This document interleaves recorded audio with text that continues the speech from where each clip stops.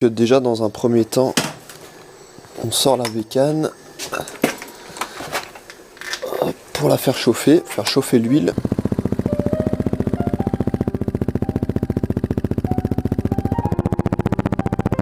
Bon, il faut la faire chauffer 10 minutes. Donc une clé dynamométrique, donc il faut prévoir donc la clé dynamométrique, les douilles qui vont avec, donc une clé de 8 pour pouvoir mettre les embouts qu'il faut, et une clé de 13 pour dévisser les vis de vidange,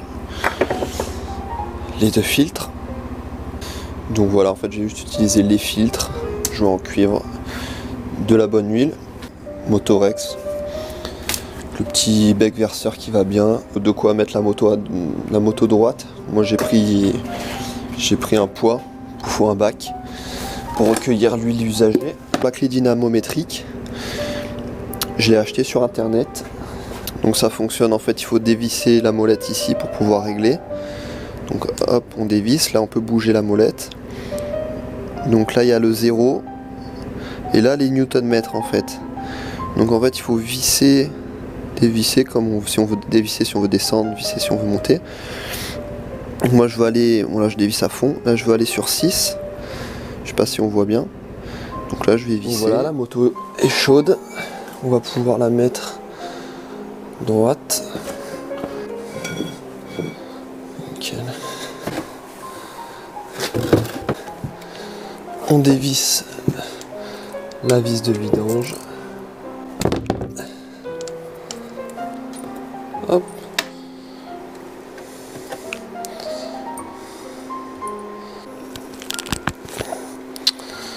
Donc je dévisse le couvercle du premier filtre à air.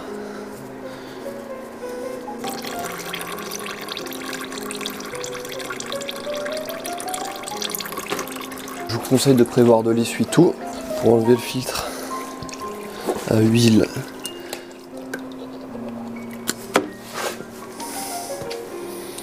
Donc voilà, en gros.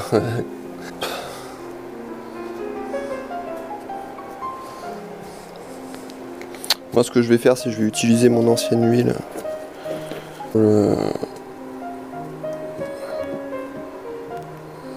Pour le huiler déjà. Hop, hop. Donc il faut bien l'enfoncer. Il faut bien enfoncer le nouveau filtre. Ça c'est pareil, les joints toriques, il faut bien les huiler. Donc je les prévisse à la main.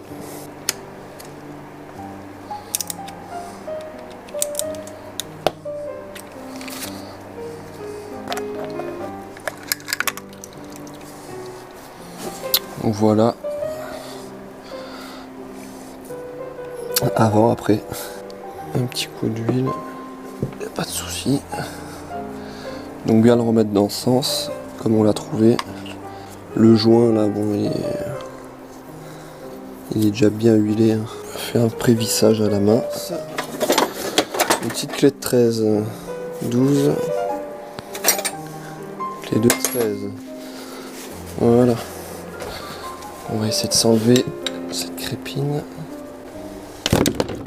Hop, pauvre. Voilà. Si on voit à la caméra, mais il y a des petites particules de métal.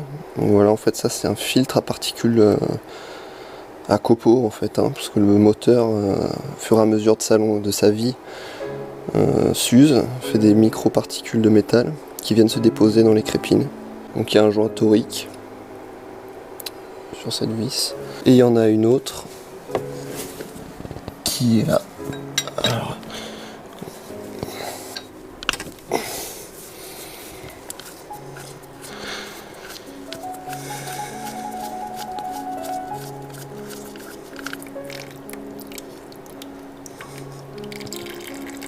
pour les nettoyer, soufflette. Moi ce que je vais faire, c'est que je ne vais même pas les nettoyer, vu que j'ai le kit, je vais carrément mettre des nicks, des propres. Donc là j'ai remis de l'huile sur le bouchon.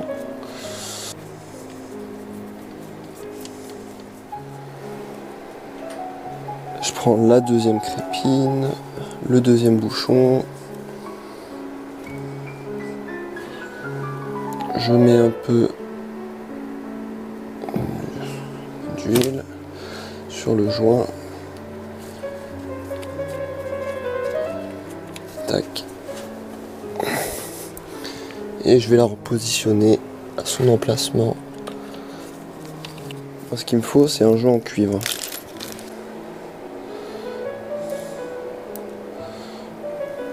Donc la différence, bon, elle est... Le joint ancien est plus écrasé. Donc il faut bien le changer. Hein. Là on voit bien qu'il est écrasé complètement. Là il y a des morceaux de métal. Parce qu'en fait il est aimanté, le bouchon est aimanté. Petite valve que vous voyez dépasser attire les morceaux. Putain là c'est... Putain ça fait flipper quand même. Avec un chiffon tout simplement. Il marche bien cet aimant. Hop, on remet le joint. On replace la vis. Tac, tac, tac, tac, tac. Et voilà, tout est remis à sa place. Pas serré. Donc là, ce qu'on va faire, c'est qu'on va tout serrer. Donc, Clédina, je suis réglé sur 6.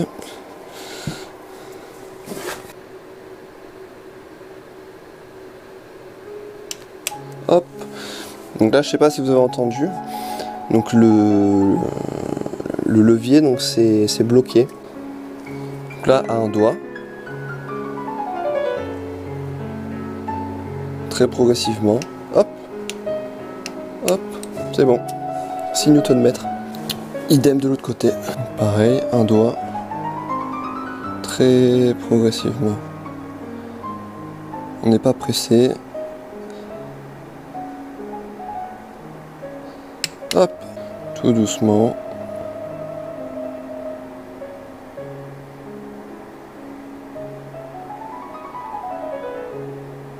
Hop, je change de douille. Je prends ma douille de 13.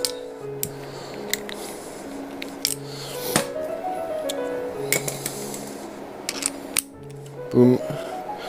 Je dévisse ma poignée, je monte à 20 Nm, je revisse ma poignée, pop, et on est parti.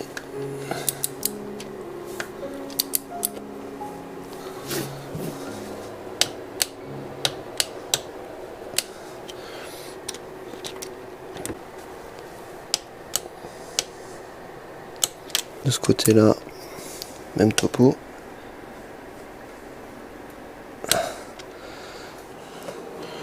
Voilà.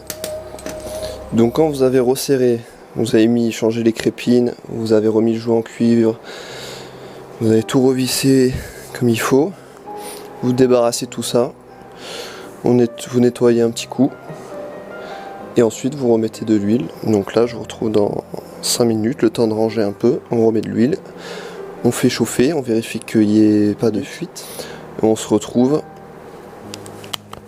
pour faire un test d'étanchéité. Tout simplement, à tout de suite. Bouchon d'huile. Hop. Tac.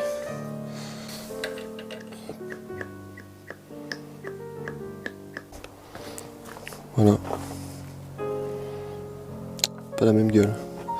Donc je pense qu'une petite vidange intermédiaire tous les 2005, c'est pas de trop. Ah, c'est quoi cette merde? Ça coule partout. Donc on va passer au plan B.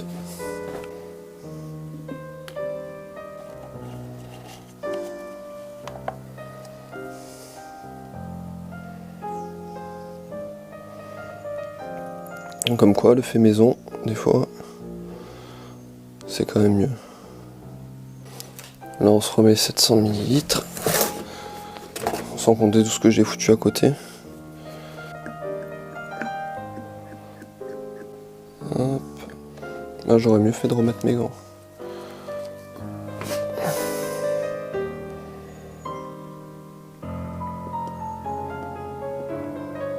Je fais chauffer la bécane, on voit s'il y a une fuite ou pas, voir si tout a été fait dans les règles de l'art.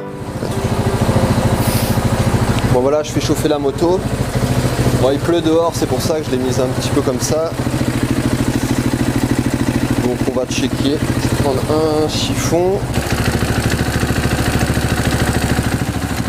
Je vérifie d'abord, j'essuie bien pour que ce soit bien propre, comme ça je vais tout de suite voir s'il y a de l'huile qui passe. Bon, pour l'instant ça fait quelques minutes, ça fait 2-3 minutes qu'elle est allumée. Pas de fuite apparente, donc je vais laisser quand même le temps à l'huile de se fluidifier pour comme ça s'il y a vraiment une fuite, et ben, l'huile une fois fluide, ben, forcément elle ira dedans, donc je la verrai. Donc je préfère attendre encore un peu pour être sûr que tout a été serré comme il se doit.